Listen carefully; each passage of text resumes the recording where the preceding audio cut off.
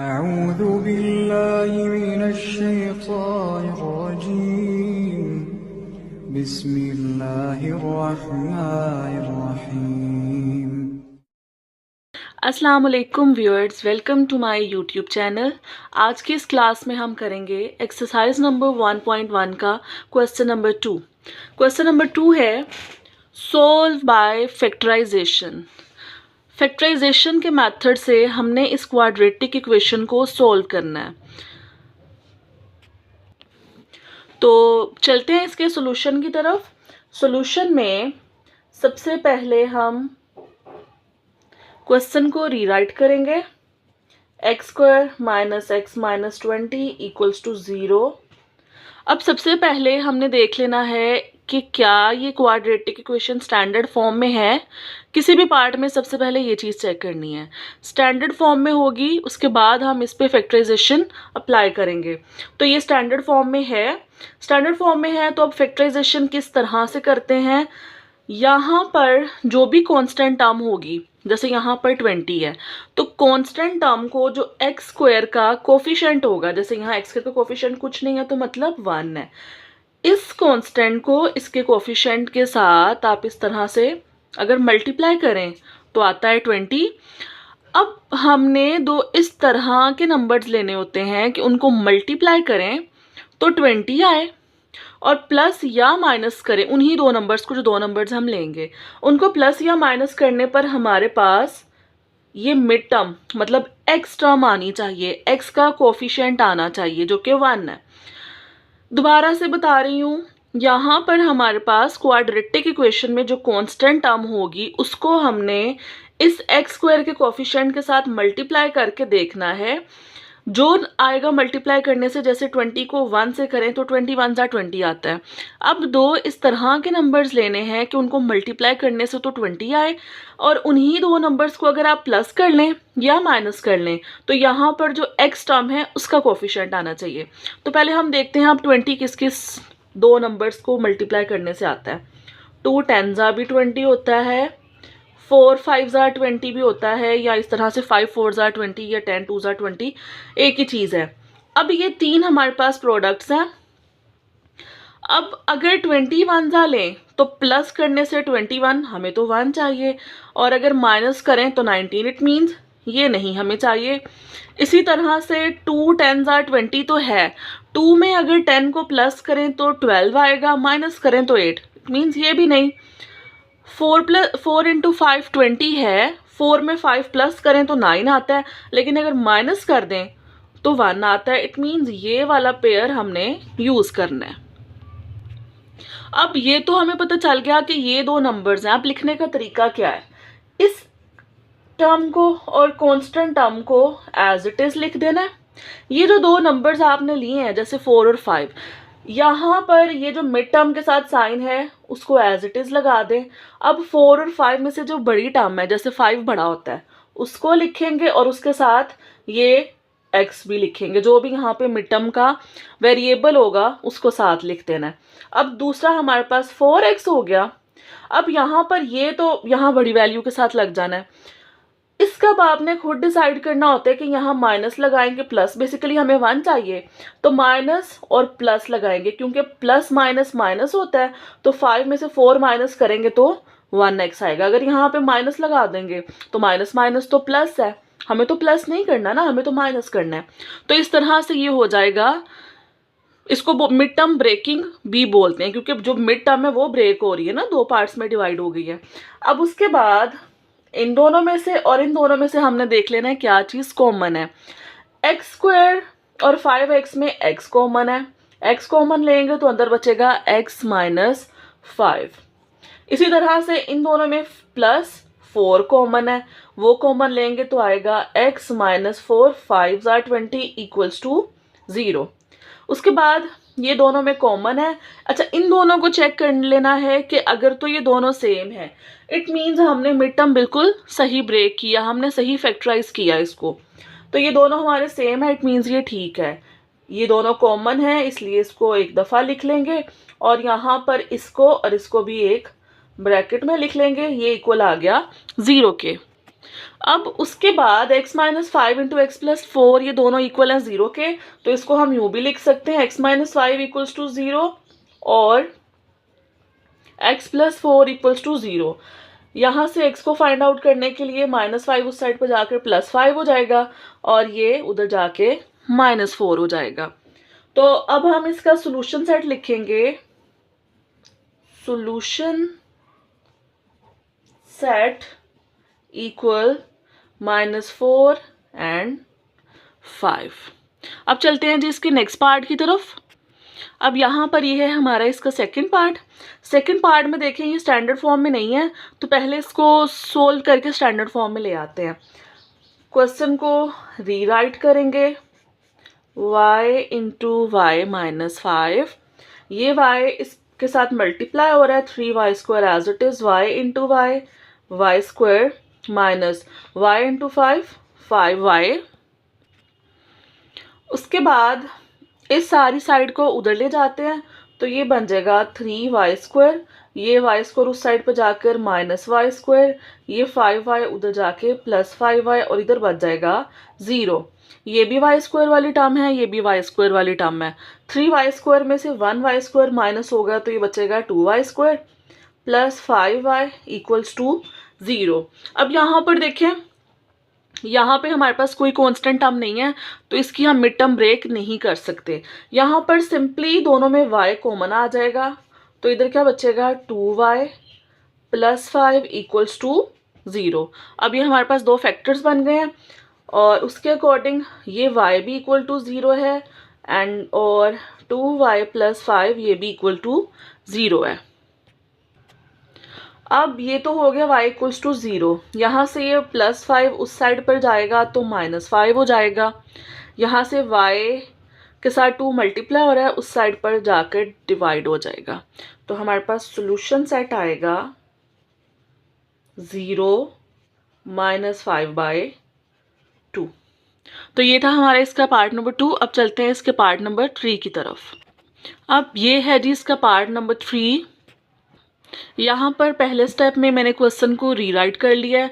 अब इसको अरेंज कर लेते हैं ताकि क्वेश्चन स्टैंडर्ड फॉर्म में आ जाए। 17x², ये -32x अब इधर आएगा तो +32x, ये +4 -4 और ये इक्वल हो जाएगा 0 के।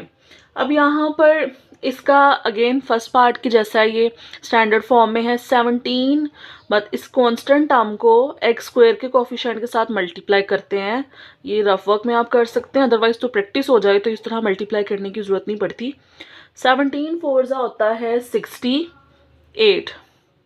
अब दो नंबर्स इस तरह से लें कि उनको मल्टीप्लाई करने से 68 आए और प्लस या माइनस करने से 32 आए। तो देखें अगर 34 को कर दें 2 से तो वो 68 भी आता है और 34 में से 2 माइनस करें तो 32 भी आता है। तो इट मीन्स ये पेयर हम लेंगे।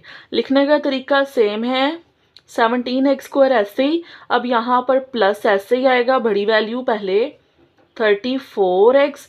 अब यहाँ हमने चूंकि माइनस करना है तो प्लस माइनस माइनस, इसलिए यहाँ माइनस का साइन और 2x - 4 इक्वल टू 0। अब इन दोनों में देखते हैं क्या कॉमन और फिर इन दोनों में। यहाँ पर 17 के टेबल में 34 आता है तो इसलिए यहाँ पर 17x कॉमन आ जाएगा। x कॉमन है तो x प्लस 17 2 = 34 और x चूंकि बाहर कॉमन है इसलिए नहीं आएगा। यहाँ 2 और 4 दोनों एक ही 2 के टेबल में आते हैं तो इसलिए 2 आ जाएगा और साथ ये माइनस का साइन। -2 कॉमन है, यहाँ बचेगा x और माइनस की वजह से ये माइनस का साइन प्लस बन जाएगा क्योंकि माइनस माइनस प्लस, और यहाँ पे 2 2 = 4 इक्वल्स टू 0। ये भी x + 2 है, ये भी x + 2। इट मीन्स हमारा क्वेश्चन की मिड टर्म ब्रेकिंग या फैक्टराइजेशन कह लें ठीक हुई है। अब इसको हम ऐसे लिखेंगे, जो कॉमन है वो ऐसे, और 17x - 2 equal to 0। Last parts की तरह x + 2 इक्वल्स टू 0 और 17x - 2 इक्वल्स टू 0। यहाँ से x इधर रहेगा, ये +2 उधर जाकर -2, और इसी तरह से 17x, ये -2 उधर जाकर +2 x के साथ 17 मल्टीप्लाई हो रहा है, उधर जाकर डिवाइड, तो ये है हमारे पास x। और सोल्यूशन सेट हमारा क्या होगा, -2 एंड 2/17। तो ये था पार्ट नंबर 3। चलते हैं इसके पार्ट नंबर 4 की तरफ। अब ये है जी इसका पार्ट नंबर 4। सोल्यूशन में सबसे पहले मैंने क्वेश्चन को रीराइट किया है, इसको स्टैंडर्ड फॉर्म में अगेन लिखेंगे। ये कांस्टेंट टर्म उस साइड पर आएगी, तो ये -152 हो जाएगा इक्वल्स टू 0। अब इसका कोफिशिएंट कुछ नहीं है, तो मतलब 1 है। इसको 1 को 152 से मल्टीप्लाई करेंगे तो 152 ही आ जाएगा। अब दो नंबर्स जिस पे 1 मल्टीप्लाई करने से 152 भी आए और प्लस माइनस करने से 11 आए, तो 19 8 होता है 152, और जब 19 में से 8 माइनस करें तो 11 भी आता है। तो इसका मतलब ये पेयर ठीक रहेगा। इसको ऐसे ही लिख देंगे, ये माइनस टर्म माइनस का साइन ऐसे ही, और यहाँ पर बड़ी वैल्यू मतलब 19x। यहाँ पे चूंकि हमने माइनस करना है तो माइनस प्लस माइनस होता है, इसलिए यहाँ पर अब हम लगाएंगे plus 8x minus 152 equals to 0। अब इन दोनों में क्या चीज़ कॉमन है और इसमें क्या कॉमन है, इसमें x, जब x कॉमन होगा तो ये आ जाएगा x माइनस 19, यहाँ पर प्लस 8, जब x कॉमन होगा तो 8 कॉमन होगा तो x माइनस, अब 8 को किससे मल्टीप्लाई करें 152, 19 8 जा, इसलिए यहाँ आ जाएगा 19 इक्वल्स टू 0। अब यहाँ पर दोनों x माइनस 19 कॉमन और x प्लस 8 इक्वल टू 0। अब x माइनस 19 इक्वल टू 0 और x प्लस 8 इक्वल टू 0। ये 19 उस साइड पर जाकर प्लस 19, और इसी तरह से ये प्लस 8 उस साइड पर जाकर -8। तो हमारे पास सोल्यूशन सेट आएगा -8 एंड 19। तो अब चलते हैं पार्ट नंबर 5 की तरफ। अब ये है जी हमारे पास पार्ट नंबर 5। इसमें देखिए हमारे पास इसको स्टैंडर्ड फॉर्म में लिखना पड़ेगा पहले, और स्टैंडर्ड फॉर्म में लिखने के लिए देखें दो फ्रैक्शंस हैं, उनके दरमियान में प्लस है। जैसे क्वेश्चन नंबर 1 में किया था स्टैंडर्ड फॉर्म में लिखने के लिए, तो पहले हम इसको स्टैंडर्ड फॉर्म में लिखेंगे, और क्वेश्चन नंबर 1 का मैं लिंक डिस्क्रिप्शन बॉक्स में दे दूंगी ताकि आपको इस तरह के क्वेश्चन इजीली समझ आ जाए कि किस तरह से स्टैंडर्ड फॉर्म में लिखते हैं। अब दो फ्रैक्शंस के दरमियान में जब प्लस का साइन हो या माइनस का साइन हो तो हम उनका एलसीएम लेते हैं। x इंटू एक्स का जब एलसीएम लेंगे तो ये आ जाएगा x इंटू एक्स प्लस 1, दरमियान में आना है ये प्लस। अब x, ये जो फ्रैक्शन है इसके नीचे x है, मतलब ये एलसीएम की टर्म, तो इसका मतलब है कि ये जो x प्लस 1 है इसके साथ इसने मल्टीप्लाई हो रहा है इस तरह से। इसी तरह से अगर हम इस फ्रैक्शन को देखें तो एलसीएम का ये वाला पार्ट इसमें है, तो इसने इसके साथ मल्टीप्लाई होना है, और इसको हम एज इट इज लिख देंगे। अब ये x plus 1 into x plus 1, ये फार्मूला इस तरह से भी बन सकता है क्योंकि 2 टाइम्स है तो होल स्क्वायर की फॉर्म में, ये सिंपल मल्टीप्लाई भी किया जा सकता है। और x into x x square, इसी तरह से ये दोनों भी आपस में मल्टीप्लाई हो रहे हैं, x इंटू एक्स एक्स का square plus x into 1 x equals to 25/12। अब ये formula a plus B whole square है, मैं यहाँ लिख देती हूँ, जो कि इक्वल किसके होता है a का स्क्वायर प्लस b का स्क्वायर प्लस 2ab। ये है a, ये है b। a का स्क्वायर मतलब x का, b का स्क्वायर मतलब 1 का square plus 2 into a into b और प्लस x का स्क्वायर, और डिनोमिनेटर में एज इट इज, और ये इक्वल आ जाएगा 25/12 के। अब उसके बाद इनको खोलें तो ये x का स्क्वायर और 1 का स्क्वायर 1 ही होता है, इनको आपस में मल्टीप्लाई करेंगे तो 2x प्लस एक्स का square over x square plus x equals to 25/12। अब यहाँ पर ये भी एक्स स्क्वायर है, ये भी एक्स स्क्वायर है, और दोनों प्लस हो रहे हैं, तो ये बन जाएगा 2x square plus 2x plus 1 over x square plus x equals to 25/12। अब इस तरह से जब दो फ्रैक्शंस के दरमियान में इक्वल का साइन हो तो क्रॉस मल्टीप्लाई करते हैं, मतलब 12 मल्टीप्लाई होगा 2x square plus 2x plus 1 के, और 25 मल्टीप्लाई हो जाएगा x स्क्वायर प्लस x के साथ। 12 2 ज़ा 24x स्क्वायर, और 12 को 2 से करेंगे तो 24x प्लस 12 1 ज़ा 12। 25 को x स्क्वायर से करेंगे तो 25x स्क्वायर, 25 को x से करेंगे तो 25x। अब इनको स्टैंडर्ड फॉर्म में लिखने के लिए अरेंज करते हैं। 25x स्क्वायर ये उधर जाएगा तो minus 24x square plus 25x, ये 24 उस साइड पर जाएगा तो माइनस 24x, ये प्लस उस साइड पर जाएगा तो माइनस 12 और इक्वल टू 0। 25x स्क्वायर में से 24x स्क्वायर माइनस करेंगे तो 1x स्क्वायर, इसको खाली 1x स्क्वायर भी लिख सकते हैं, और प्लस माइनस माइनस 25 में से 24 माइनस करें तो 1x और साइन बड़ी वैल्यू का -12। अब ये देखिए हमारे पास स्टैंडर्ड फॉर्म आ गई है। अब हम इसको फैक्टराइज करेंगे। 1 को 12 से करेंगे तो 12 1 ज़ा 12, और अब दो नंबर्स 4 3 ज़ा 12, और 4 में से 3 माइनस करेंगे तो 1 आ जाएगा। लिखेंगे कैसे, x square plus 4x minus 3x minus 12 equals to 0।